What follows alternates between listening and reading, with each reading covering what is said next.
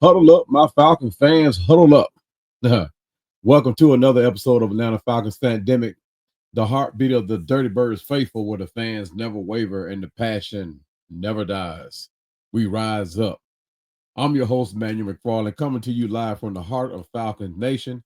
And today is all about the future of the Atlanta Falcons defense. Yes, defense. Guys, drop a comment. Let me know what you think so far of the defense that we've put together. I know we are just getting started with the OTAs, but Terry Fontenot and Raheem and the rest of these coaches are going to have their hands full, guy. We have a defense that's unlike any other that I have ever seen in my years of being a Falcon fan. And like I said, I've been a fan since 1978, and we've never had a team on the defensive side that was built like this. And the choices that we're able to that we have to choose from as far as players and with the skill set. With the skill set, we've had a lot of players in the past to choose from, but we've never had a draft or uh, camp invites where just about every player has the possibility of making this. Every player, every draft pick, every invite has the potential to not only just make the team but become a starter. Uh, you can't start everybody, right? So, but Terry Fontenot, he's been actively revitalizing this team, guys, uh, and from the draft to the, like I said, the draft from the invites, and almost to the point where it seems like we almost went from a rebuild. Looking at the Matt Ryan era to now, it almost seemed like we were in a rebuild, right? Specifically speaking, though, on the defense, will have a total new look. All the way to the person that's going to be calling the plays on defense, and that's defensive coordinator Jeff Ulbrich. He's not new to the Falcons, but he's returned with a new vision. I don't know if you guys seen the press conference of where he talked from his journey from the previous tenure here through his time at New York to now. Guys, you need to catch that press conference. It's enlightening, guys. It's enlightening. But along with the defensive lineman coach Nate Ollie, assistant head coach Jared Gray, assistant outside line. No, he's not an assistant. He is the outside linebacker coach, Jaquez Smith. This is seemingly a step up from last season defensive coordinator Jimmy Lake and his staff, who did not at all impress team owner Arthur Blank or Terry Fontenot at all. But guys, it's a lot to look forward to in 2024 as far as the pass rush goes. Under first year defensive coordinator Jimmy Lake in 2024, the Atlanta Falcons defense presented a mixed bag of results. From we get the first game up until about maybe the eighth, ninth game, you saw a lot of promise from that defense, particularly when you look at the pass rush and the run stopping capabilities. We had a lot to look forward to. But after that 6-3 start, guys, it seems like everything started going downhill from there, right? But as far as the pass rush is concerned, last season, guys, in 2024, the Falcons finished in the top. Oh no, I'm going to say the top, the bottom tier of the league, recording just 31 sacks. Which ranked 31st of dead last. Their pass rush was outside linebacker Arnold Ebiketie. He had 6 sacks. But while there were moments where the pass rush showed promise, as we got down to the later part of the season there, we had 5 against the Los Angeles Chargers in week 13. But the overall consistency throughout the year just seemed to disappear on and off. It seemed to not. We had a lot to work on. We had a lot to look forward to, but at the same time had a lot to work on. The team struggled to generate that consistent pressure on opposing quarterbacks throughout the season, especially the mobile quarterbacks, right? But when you're looking at the pass rush, guys, it really wasn't the mobility that really got us in a whole lot of trouble. It was the fact that quarterbacks were consistently able to find the open guy. We at times looked like we were lost back there in the secondary. So that's one of the things that going forward in these OTAs, what we're looking for in this draft class that we have, there's a lot of speed that has been brought in, guys. I'm talking about this defense looks like totally different. When it comes to the run stop, the run defense, we have some challenges in that run defense as well. We allowed 2,051 rushing yards, ranking 15th in the league. However, we did advance metrics, the paint, the paint on the wall, but at the same time, the Falcon defense was in the bottom half of the league in the most advanced run defense statistics, and those included uh, the rushing defense success rate was 57%. Guys were able to make a successful run. 50, that's over half the time. We were ranked 26 in that. The yards allowed before uh, contact per rush, guys. Running backs were able to gain almost a full 2 yards before they were even touched. That's way too much. Too much yard. Way too much. The run defense EPA per 100 snaps, 1.7. We were 20th in the league in that aspect. As far as when we go back to the yards allowed per contact, like I said, we were almost giving up 2 yards before anybody even touched the running back. We were 23rd in the league in that. The allowed yards per carry, we were 18th in the league at 4.5. Not bad, but not great either. So there's a lot to be, look forward to on this defense as far as improvement. Uh, while we only allow 11 rushing touchdowns, tied for the best, I give them that.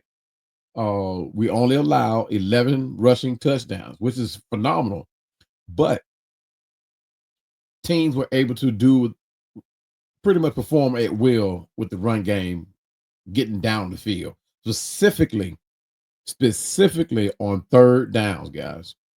We have to get these guys off the field on third down. We can't allow them to consistently be able to convert these third downs and get down the field to be able to score.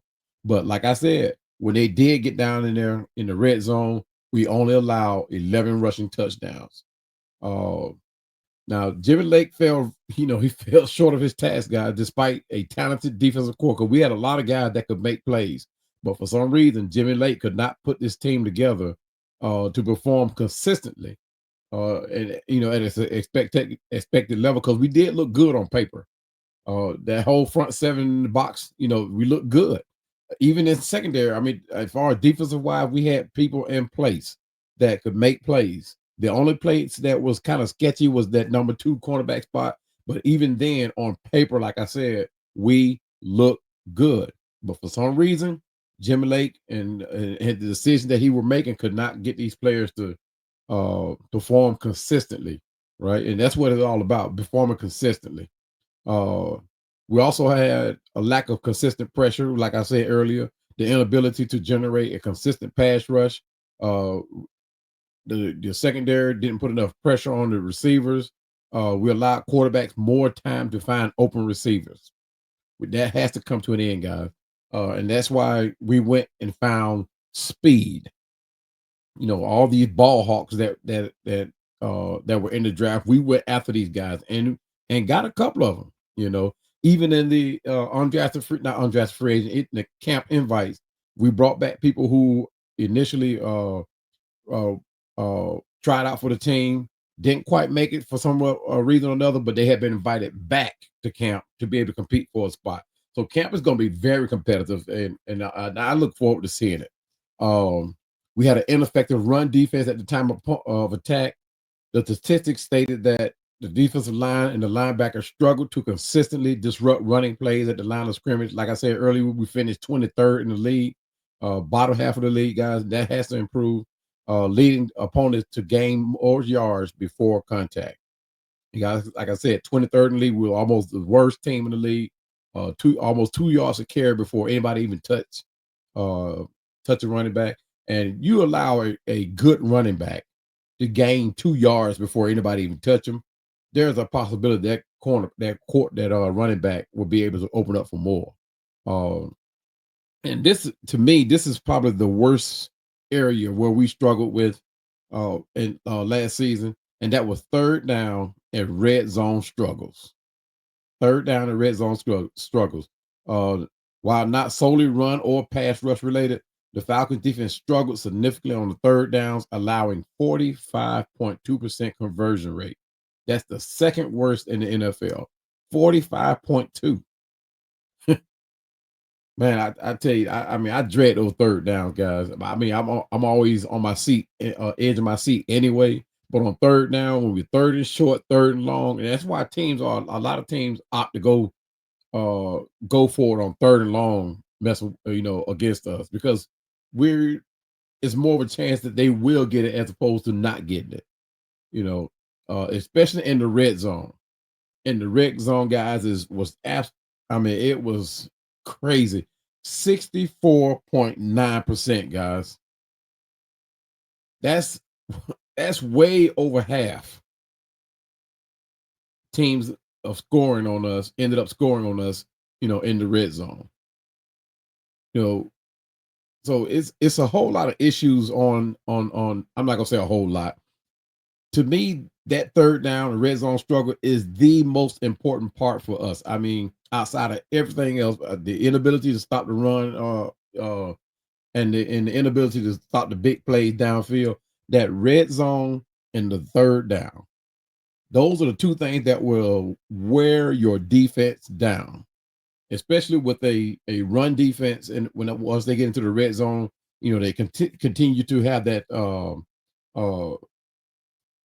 that mentality that they just want to run the ball until they get it. Let's just say like the Philadelphia Eagles, who like to go for that what they call that thing they do on they almost tried to ban it this year. I forgot what they call it, but anyway, but if you got a team that has a running back that likes to run in the red zone, well, will run in the red zone, they will consistently wear your defense down until they get in there. They will use all four downs to get it. And that's one thing that, to me, like I said, the red zone and the third downs are probably the worst in the league. And we are, but I mean, it's just not a good look for us if we want to go and contend in the division, you know. Communication issues, guys, that was one thing that stood out. I mean, us as fans, and content creators, we talked about that all season long, even in from Pittsburgh game all the way through. Communication issues. Coach Raheem Morris, after firing Lake, he alluded to communication within the defensive coaching staff not being all the way right. So, and I'm presuming that's why he's in a couple of those games, he actually stepped in and started making some coaching calls himself, because he probably heard over the headset that these coaches were not one or two things, not calling the right plays or not communicating with each other about what they saw or see on the field. But ultimately, guys, the Falcons defensive coordinator, Jimmy Lake, did not perform up to expectation in key areas like consistently pressuring the quarterback, effectively stopping the opposing run games.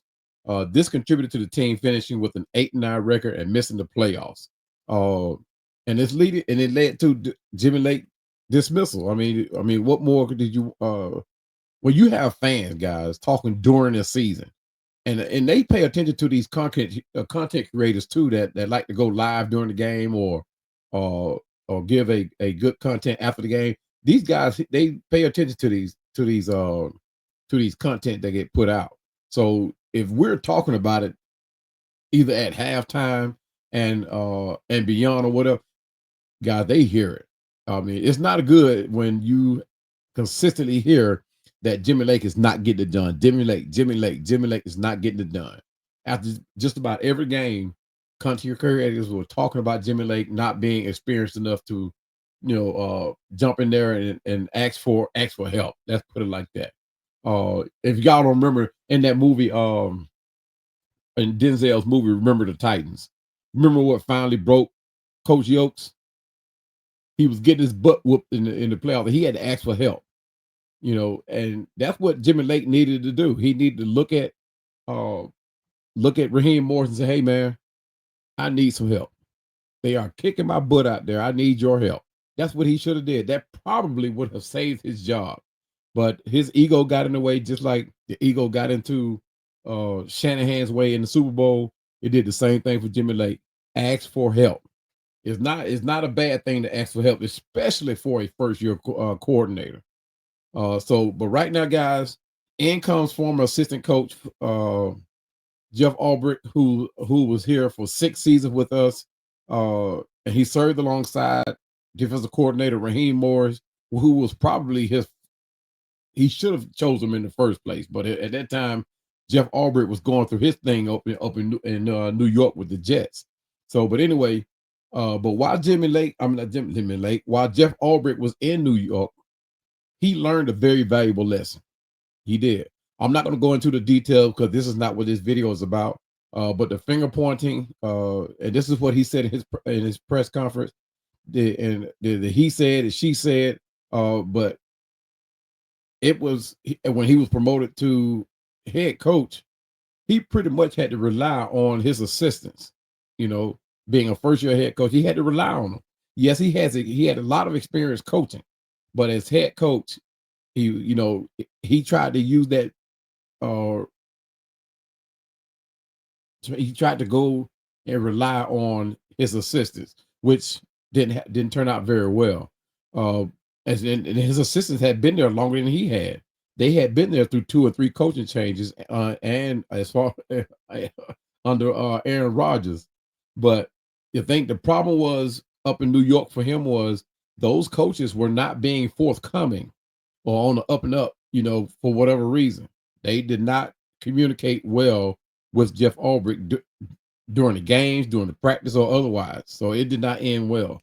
But under Ulbrich, he takes a defense that has often been the weak spot as the Falcons have struggled through 7 consecutive losing seasons.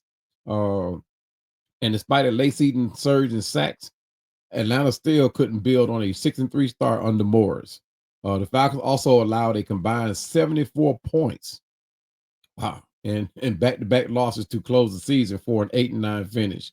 And you don't really calculate those points until after the season, and then you look back and say, wait a minute. These teams scored a lot of points on us, in those losses. But I don't know, guys. But the Falcons ranked 23rd in total defense and in points allowed, and finished the next to last in third down efficiency. Like I said, guys, that third down kills us, and for us, it hurt us on both sides of the ball because we couldn't convert third downs on the offensive side with Cousins. So third down is still proven to be an Achilles heel for us. But at the same time, when you look at, we do have stuff to look forward to, guys. We do. If you look at what Jimmy Ulbrich was able to do up in New York from the 2021 and 2024 seasons, and briefly as the intern coach in 2024, the team's overall record was not good, but it does not always reflect on what they were able to do, right? So, but Ulbrich's tenure was marked by a significant and consistent, there go that word again, that consistent improvement in the Jets defensive unit. Upon his arrival in 2021, the Jets defense, like the team overall, was undergoing a transformation. While the initial season saw them ranked lower in key statistical categories, it laid the groundwork for substantial growth under Ulbrich's guidance. The 2022-2023 season showcased the tangible impact of Ulbrich's coaching. His defensive schemes and the development of key players led to the Jets become one of the premier defenses in the NFL. Notably, the Jets were the only team in the league to rank in the top 5 in total defensive yards per game allowed in each of the 2022, 2023, and 2024 seasons. But you talk about consistency, guys. For 3 years straight, they were able to be the only team to rank in the top 5 in total defense. Every year after that, it was somebody different, but the Jets were there. This remarkable consistency highlights the effectiveness and the adaptability of Ulbrich's defensive philosophy.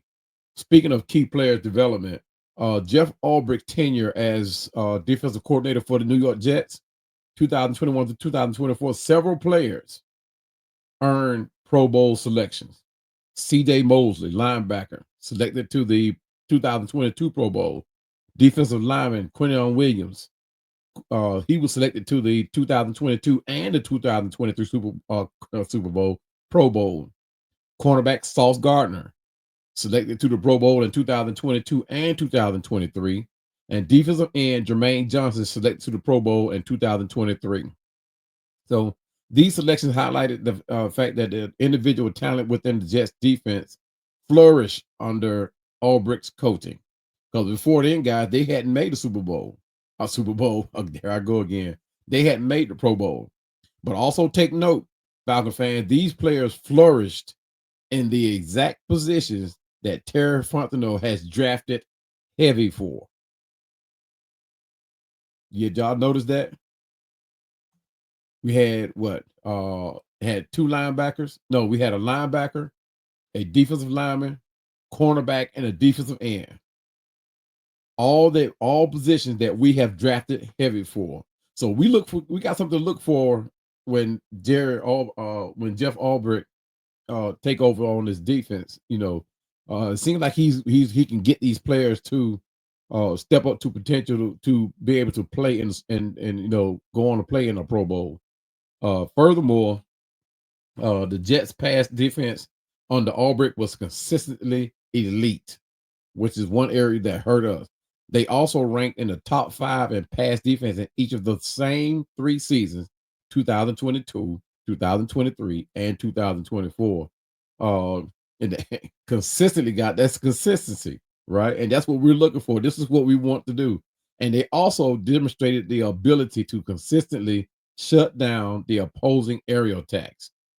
That's something that we haven't seen since when, guys? 2016, 17, where we were able to consistently get those INTs, get the team off the field on the third downs. But in 2022, Auburn's defense was the only unit in the NFL to not allow a 300-yard passer. That's something we have to look forward to, guys. That's something we got to look forward to. While the run defense at times left room for improvement, the overall performance of the Jets defense on Jeff Ulbrich was a clear bright spot for the organization. And that's something that we need to have here. That defense needs to be that rallying point for us, for the team. Remember the 2016 team? That team was the rally, for the brotherhood. They were the rally for controlling the division and what teams was trying to do for us. It was that 2016 defense that was built much like this one that was the rally for the Atlanta Falcons. But the overall performance of the Jets defense under Ulbrich was clear. Was clear, and it was a shut down opposing offenses at every phase of the game, which is the agenda for every team, right? But Jeff Ulbrich was able to get, despite their record and despite their play, Jeff Ulbrich was able to get the defense to perform consistently and be up in the top 5 for those 3 years that he was a defensive coordinator. He fostered a unit that was tough, disciplined, and consistently among the league's best in limiting overall yardage and particularly passing yardage. And that's what kills us as Falcons. That's what kills us.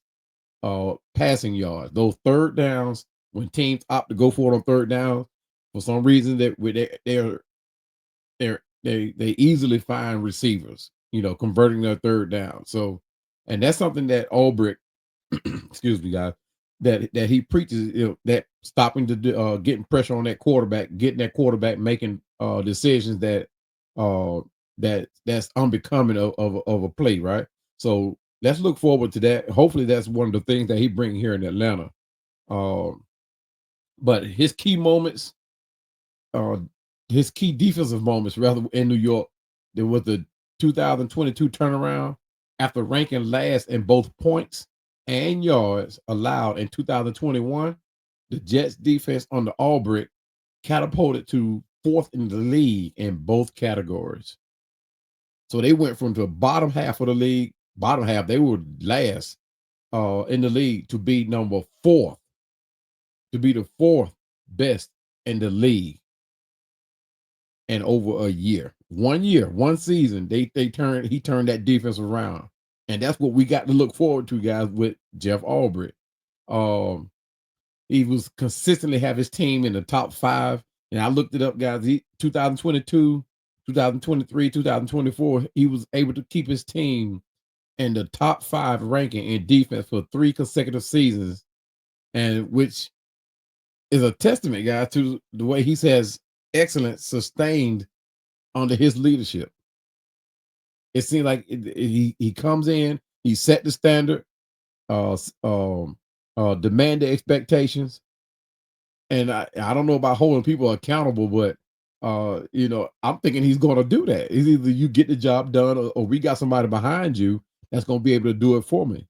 So I'm thinking he won't have to do a whole lot, guys. I think these guys are ready to play. These young guys that are coming in, they are ready to play. I think he outside of Grady Jarrett, I think he got the guys here, guys that want to go out and win and not just be out there on that field.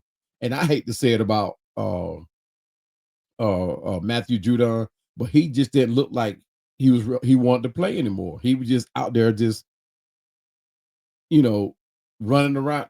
And trust me, guys, I I spoke up for Matthew Judon. I'm not gonna say a whole lot about this, but I spoke up for him. I did content on him. I thought he was the guy that was going to be the answer to our defense, and it just did not quite work out. As the season went along, it got worse and worse. He looked out of shape. He looked tired. Um, he just looked beat, guys, and it wasn't a good look for him, which is probably why one of the reasons why he's not here. I don't think it was money, because even if he had performed up to potential, or should I say perform up to expectation, I think he would still be here. That's just the honest truth. I don't think he was hurt. He was back from an injury, but I don't think he was hurt. But like I said, guys, we have a defense now that look almost exactly like the defense we had last year. However, is faster.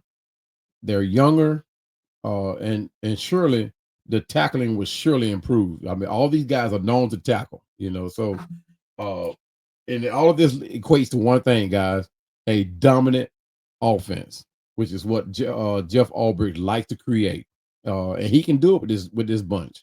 Um, but while his stint as head coach presented challenges.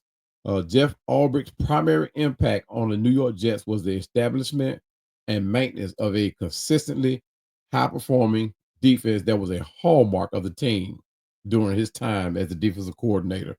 Uh, but I found a statement too that he made in an article, and I'm going to read it to you. It said he, and this is this is after he came here to Atlanta. Matter of fact, it was in his recent press conference. That's where I got the statement from. He said he will call the defensive plays, but he will take full advantage of the knowledge of Raheem Morris and his assistants in devising game plans. This is going to be a collaboration on the highest level. So he's going to tap into his assistants and Raheem, right? Why wouldn't he? And he goes on to say, it would be criminal of me not to take advantage of these guys, or have some hard conversations. And guys, that's what you want to hear. You want to hear coaches willing to work together to achieve a common goal. No egos involved, right? And remember the coaches that we got. You remember Jacquez Smith played when he played for Tampa. We know how good of a player he was.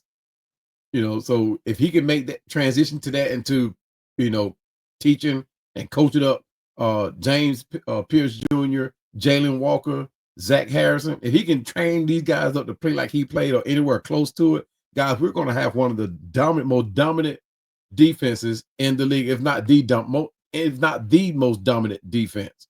I'm not going to make my prediction just yet, but I'll do it in another video, guys. But but we're going to have it's going to be fast, guys. I'm going to tell you that. I see the 2016, 2017 teams. I see that in this team. I see that in this defense. I think we're going to do it on both. We're going to be excellent on both sides of the ball.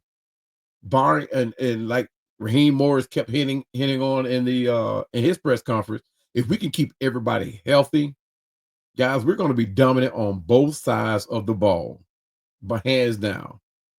But guys, in conclusion, Jeff Ulbrich's tenure as the Atlanta Falcons defensive coordinator, while ultimately brief, offered a glimpse into the potential impactful defensive mind, right? As the Falcons move forward, the foundation laid and the lessons learned during Ulbrich's time will undoubtedly play a role in shaping the future of this defense. So Ulbrich has been given a huge weighted responsibility of handling the future of the Falcons defense.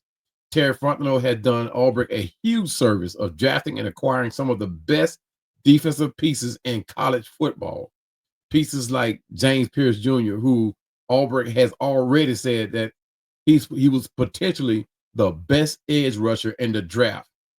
Hence the heavy price tag. We know it took us to get him, but Ulbrich said that James Pierce was the best edge rusher in the draft, and that says a lot.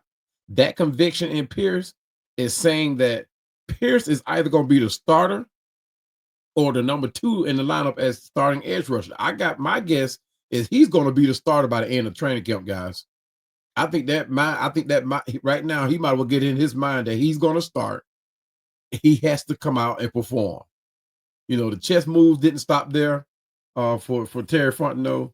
It's no secret about what the Falcons did in the first round, making outside linebacker edge rusher Jalen Walker out of Georgia the first round draft pick. But after drafting Pierce from Tennessee, Atlanta went on to acquire two more critical pieces for the secondary and selecting Xavier Watts, safety out of Notre Dame, and defensive back Billy Bowman out of Oklahoma.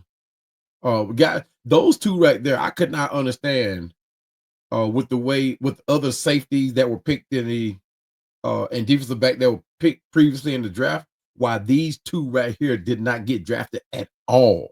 I clearly do not understand it. These are some phenomenal athletes. These are not guys that were just out there on the field. These guys actually perform to standard where you have to take a second, third, fourth look and say, hey, if there's a chance to draft them, let's do it.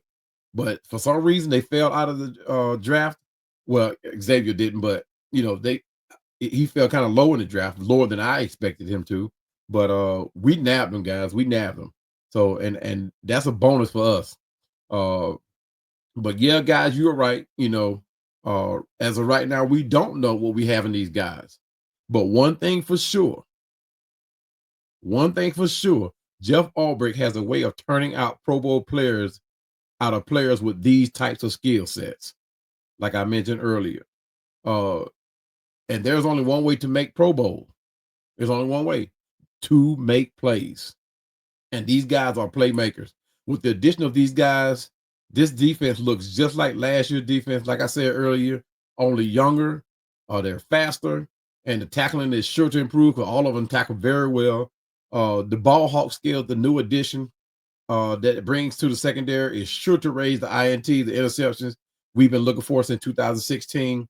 But guys, let's hope that this team will continue to grow together because they are young. Let's hope they continue to grow together and establish that chemistry that is much needed to bring home that Lombardi like they did in 2016. That was a young team, but they stayed together when they first got together, and everybody came in the mindset of that brotherhood, and they grew together. They did everything together. So let's hope this team right here does the same. I think this team right here is more dialed in than that 2016 team. But guys, this wraps it up. On welcoming Jeff Ulbrich back and the all new look for the Atlanta Falcons. And to all my passionate fans, guys, thank you for the unwavering support. Thank you for the comment. Thank you for the DMs. We want to hear your thoughts. Okay, so please like this video, share your comments below. And for more in-depth analysis, news, and everything Atlanta Falcons, be sure to subscribe and join the Atlanta Falcons Pandemic on YouTube and follow me on Twitter, Instagram, Facebook. Your engagement fuels my coverage, guys. Trust me. Once again, thank you. And until next time, guys, rise up. Let's go. Huddled up, Atlanta Falcons fans. This is Emmanuel, aka Cowboy. Thank you so much for watching. If you like this video, please give it a like below and don't forget to subscribe and hit the bell button for notifications so that you can be notified when we drop future content that you may also enjoy.